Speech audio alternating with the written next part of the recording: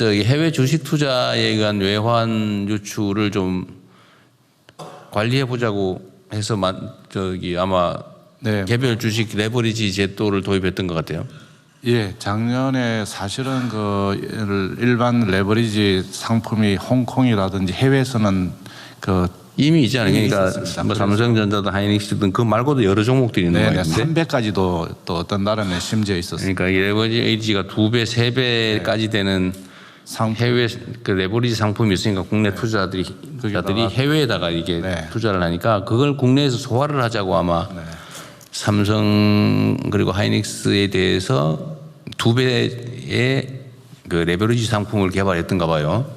그런데 이게 어쨌든 주가의 급등에 따른 일종의 조정, 뭐 일부 급락, 이 조정을 좀 심화시켰다는 비난이 있어요. 근데 이거 지금 예를 들면 의견이 다르던데 이게 주식시장의 불안정을 심화시켰다. 또 한쪽은 애초에 기대한 대로 해외에 2배, 3배 되는 레버리지 투자를 완화해서 국내로 예를 들면 국내 투자를 늘리는 즉 외환 유출을 줄이는 효과가 있었다. 이 양론이 있는 것 같아요. 이 상황 좀 어떻습니까? 혹시 뭐 보완 대책이 있는지 한번 얘기를 잠깐 어디 담당 부서가 할까요? 이걸 금융위 소관인가요? 네, 그렇습니다. 한번 상황이 어떻게 됐는지 간단하게 말씀 한번 해봐 주시죠.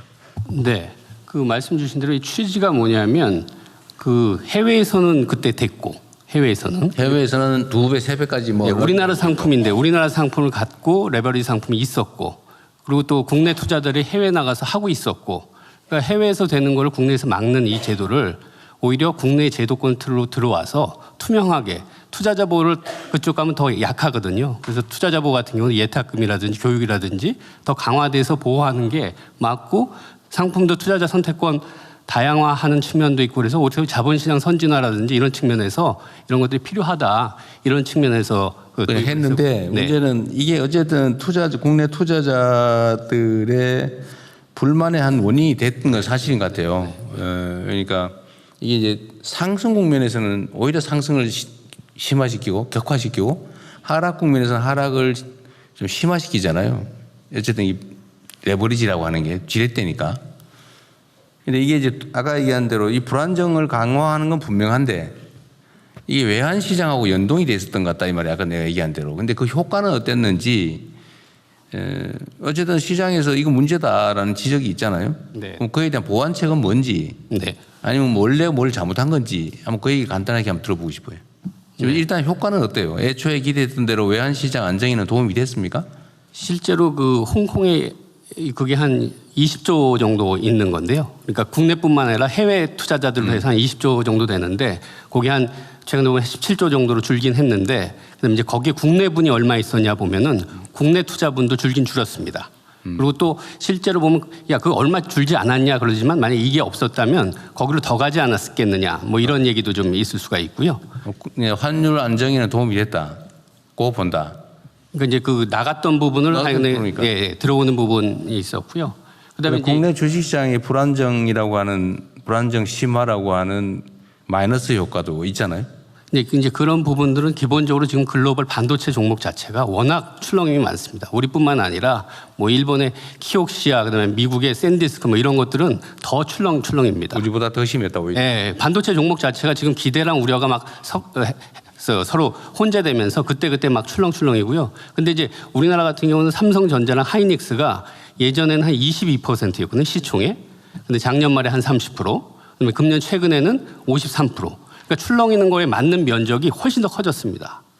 여하튼 이게 레버리지 도입은 해외에는 원래 3배까지 있었고 거기에 어쨌든 국내 투자자들이 해외에다 투자하는 게 외환 유출의 원인이 되니까 원래는 외환 안정을 위해서 국내 투자를 권장하기 위해서 만들었던 거다. 해외에도 있는 걸 국내에서 오히려 완화해서 만들었다. 투자자 보호 측면도 있고요. 해외는 예탁금 제도도 있고요. 교육 제도도 없고요. 그냥 막 그냥 하는 거고요. 저희들은 와서 그런 걸 하고 그다음에 이런 건 ETF라는 그 용어도 못 쓰게 했습니다. 이 상품에 ETF라는 건 이제 장기 분산이라는 의미가 있는데 이건 단기 고위험 상품이기 때문에 해지를 하거나 여러 가지 다양한 방법 중에 하나로 쓰여 있는 거고 단기 고위험 상품이기 때문에 ETF라는 용어도 못 쓰게 하고 저희들이 한 투자자 보호를 할 수 있는 방식 내에서는 다 했고요.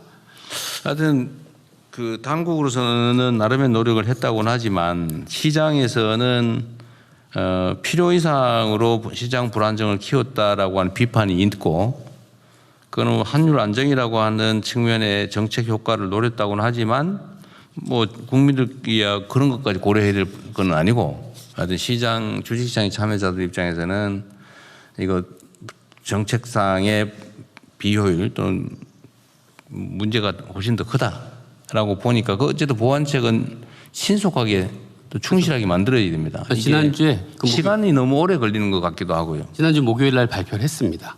근데 그거 가지고도 뭐 이거 가지고 되겠냐 이런 지적이던데. 그러니까 지금 이 투자자 예탁금 같은 경우 기본적으로 현금으로만 3천만 원을 갖고 있어야 투자를 합니다. 근데 그 시행 자체가 뭐 즉시하거나 뭐 조기에 하는 게 아니라 한참 있어야 된다면서요. 근데 지금 저 전산 문제가 있어서 가장 빨리 땡겨서 8월 5일 날부터 그 부분은 하겠고요. 그러니까 어쨌든 그런 것도 미리 예상했어야 된다고 하는 게 이제 시장 참여자들의 요구인데 물론 정책 당국 입장에서야 그 완벽하게 하는 게 어렵긴 했지만 어쨌든 신속하게 또 필요한 대응 조치는 좀 과감하게 하도록 하십시오. 네, 시장 영향 계속 살펴보면서요. 필요한 경우에는 추가 대책도 거기 하필이면 급상승 국면에서 조정되는 요 꼭대기에서 도입되는 바람에 마치 이것 때문에 문제가 심각한 것처럼 착시를 일으킨 측면도 있어 보여요. 네, 5월 27일 날 도입이 됐는데요. 실제로 고점은 6월 22일 날 다 반도체들이 고점이 나온 거거든요. 그 6월 22일부터 지금 많이 빠지기 시작했습니다. 대통령님 아까 말씀하신 그 외화 자금 유출입과 관련된 거는 이제 부총리님이 말씀하신 게 작년 전체로 우리나라가 해외 증권 투자한 게 1,400억 불이 나갔습니다. 작년에. 200조 대는 나갔다는 거고. 해외 뭐 기관 작년에만 개인 그래서 그게 이제 개인이 400억 불이고요.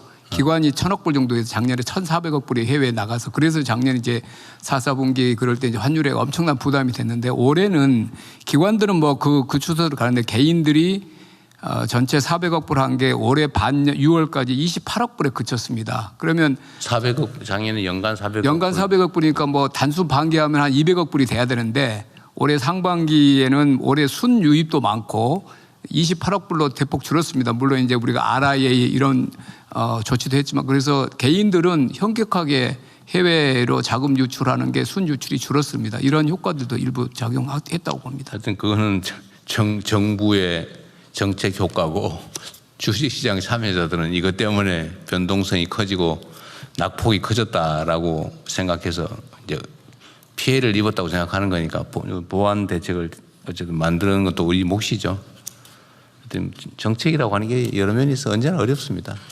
이쪽을 방어하면 이쪽에 문제가 생기고 진짜 어렵죠. 우리